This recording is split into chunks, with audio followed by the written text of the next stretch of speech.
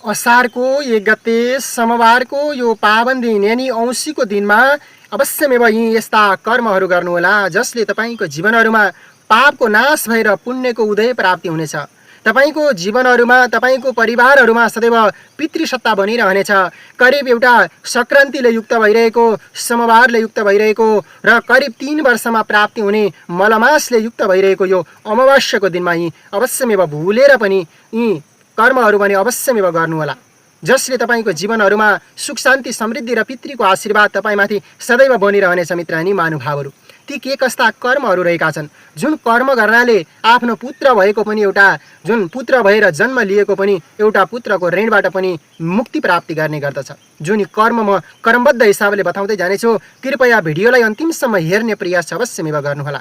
च्यानलमा नयाँ हुनुहुन्छ भने हाम्रो च्यानललाई सब्स्क्राइब र भिडियोलाई एक लाइक पनि अवश्यमेव गर्न नभुल्नुहोला मित्र अनि महानुभावहरू। र फेसबुकबाट हेर्दै हुनुहुन्छ भने तपाईँले फेसबुकलाई फलो, युट्युबबाट हेर्दै हुनुहुन्छ भने युट्युबलाई सब्स्क्राइब भने अवश्यमेव गर्न नभुल्नुहोला। सोमबारको दिन औँसीलाई विविध प्रकारले र पुण्यदायी भनेर पनि मानिने गर्दछ।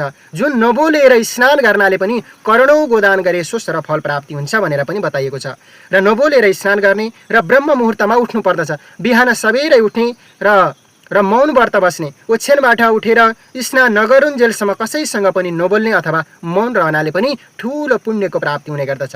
पवित्र नदी या गङ्गाजल यो दिनमा भने हरेक व्यक्तिले स्नान गर्नुपर्दछ। औँसीको दिनमा हामीले जुन महिनाभरि गरिएका यदि नराम्रा दुर्विचारहरू उत्पन्न भएका छन्, नराम्रा कर्म गरेका छौँ भने त्यो पापबाट निवृत्ति प्राप्ति गर्नको लागि अमावास्याको दिनमा स्नान अनिवार्य रूपमा गर्नुपर्ने हुने गर्दछ।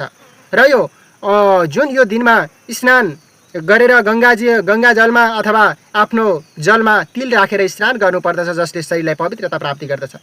यो दिनको दिनमा पिपलको पूजा गर्ने र पिपलको परिक्रमा गर्नाले, पिपलमा जुन कालो तिल र काँचो दुधहरू राखेर जल चढाउनाले कुनै पनि प्रेत दोषहरू हाम्रो गृहमा बनेका छन् भने ती त्यस्ता प्रेत दोषहरूबाट पनि निवृत्ति प्राप्ति हुने गर्दछ अथवा पितृदोषहरू पनि नाश हुने गर्दछ। र साथसाथै पिपलको जुन छारी हुन्छ, भुइँ हुन्छ, जराको नजिक हुन्छ, जहाँ पूजा गरिन्छ त्यहाँ एउटा सरसौँको तेलमा दीपहरू प्रज्वलित गर्नाले पनि विविध प्रकारका बाधा विघ्न अडचनहरू पनि नाश भएर जाने गर्दछ। यो दिन औँसी तिथि भएको कारणले गर्दा पितृहरूलाई स्मरण गर्ने, पितृको नाममा जलदान गर्ने र पितृहरूलाई अथवा कुनै पनि एउटा आश्रित भइरहेका पितृहरूलाई सम्झना गरेर उनी पितृको नाममा भोजहरू गरिदिनाले पनि विविध प्रकारका लाभ भने हाम्रो जीवनहरूमा अवश्यमेव प्राप्ति भइरहने गर्दछ। र यो दिनमा ओम नमः शिवायको दान अथवा ओम नमः शिवायको मन्त्रको जप, यो दिनमा अन्नदान, वस्त्रदान गर्नाले पनि जीवनहरूमा करोडौँ गुण्य फलहरू पनि प्राप्ति हुने गर्दछ भनेर पनि शास्त्रमा बताइएको छ। यही नीति अनुसार, यही विधि अनुसार यो कर्म गर्नुहोला। तपाईँ